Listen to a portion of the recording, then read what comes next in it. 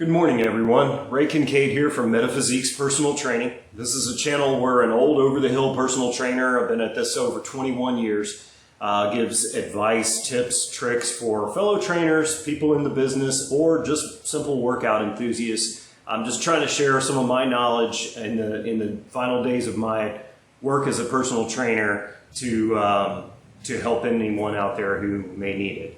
Some videos will be very short, some will be more lengthy, and today I just want to go over a quick tip. This is one of our quick tips for hip extension / glute extension. Basically, it's a cable exercise for strengthening the glutes, the butt. And a lot of people I see get this wrong, and there's some really simple, easy, quick tips that will help you perform the exercise correctly and with proper form. So I'm using the low row or the low cable setting on this machine to do the exercise. And you know, in the past I've used it both ways. I've used an ankle cuff, and I've also used a foot strap here, an adjustable, this is a handle / foot strap, where you can simply pull the handle up and now you have a foot strap. I've done it both ways over the years, but quite a few years ago, I got away from using the ankle strap for this particular form of the exercise because it tends to ride up the leg and it just doesn't hit the line of force quite the way that I think that it should. Not to say you can't use the ankle strap if you have one, but you might want to try some sort of foot strap instead.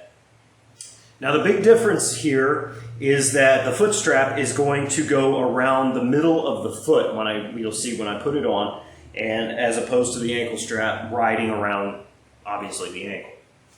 So I'm going to slip my foot into the foot strap here, and that can be a little tricky, but we're going to have the strap so that it sits right there in the mid part of my foot. Okay? And when I'm performing the exercise, I want to make sure that my knees are even together at the start and the finish of the repetition. The biggest problem I see most people doing with this is swinging this knee way up, arching the back, and pushing through like so.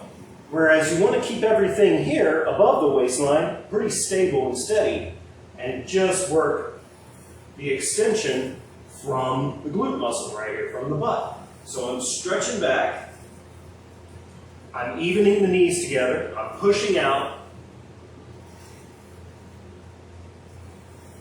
extending through the leg, not super straight, a little bit of slack in the knee at the end. Even again. Exhaling on the push, inhaling as it comes in.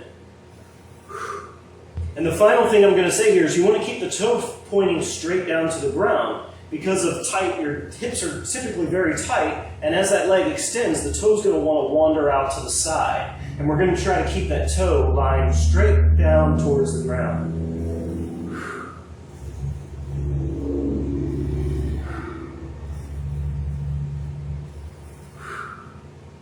You can even add a little bit of pumping from this leg right here so that you're doing a little work in this thigh as well. There's nothing wrong with that. Exhale. Inhale.